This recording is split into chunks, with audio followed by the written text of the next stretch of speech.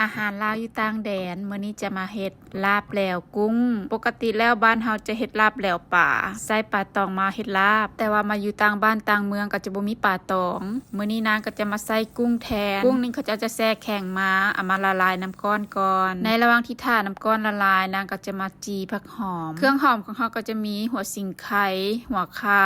หัวกระเทียมหัวหอมแดงนางจะใช้วิธีการคั่วเอากุ้งละลายน้ำก้อนแล้วนางแกะเปลือกออกแล้วก็ซอยเป็นตอนน้อยๆหลังจากนั้นก็เอามาบดจากที่บดแล้วก็จะได้ประมาณนี้บดกุ้งแล้วผักหอมกับพอดีสุกเลยเอามาเทลงโคกแล้วก็ตำทุกอย่างให้แหลกละเอียด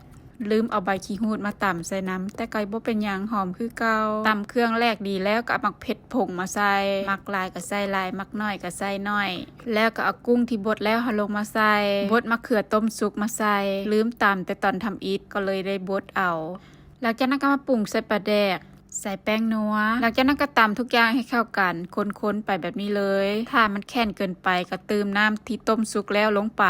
สูตรนี้ค่อยเฮ็ดสูตรแบบง่ายๆค่อยบ่ได้ต้มน้ำปลาแดกก่อนเพราะว่าน้ำปลาแดกคันสุกดีแล้วหลังจากนั้นก็ใส่ข้าวคั่วลงไปใส่ข้าวคั่วหลายๆค่อยหอมใส่ข้าวคั่วลงไปแล้วคนทุกอย่างให้เข้ากันอีกทีนึงตำไปถ้ารู้สึกว่าขุ่นเกินไปก็เติมน้ำต้มสุกลงไปอีกหลังจากนั้นก็ซีมจางซีมเค็มบ่พอเกลือเนาะนางก็เลยน้ำปลามาใส่หลังจากนั้นก็คนทุกอย่างให้เข้ากันอีกเทื่อนึงรสชาติพอดีแล้วนางก็จะซอยผักหอมมาใส่ผักหอมนี่ก็จะมีหอมบัวซอยหอมป้อมซอยผักแพรวซอยและผักหอมลาบซอยใส่ผักหอมหลายๆค่อยหอมค่อยแซ่บแล้วก็คนทุกอย่างให้เข้ากันตำแบบบ่ต้องใส่แห้งหลายเพราะว่าผักจะซ้ำเบิดแล้วก็เป็นอันแล้วลาบกุ้งของข่อยก็จะประมาณนี้เลยทุกคนลาบกุ้งก็จะกินกับข้าวเหนียวและผักสดมื้อนี้ก็จะมีมักแตงซอยผักสะเม็กอ่อนๆและมักถั่วจากหลังบ้าน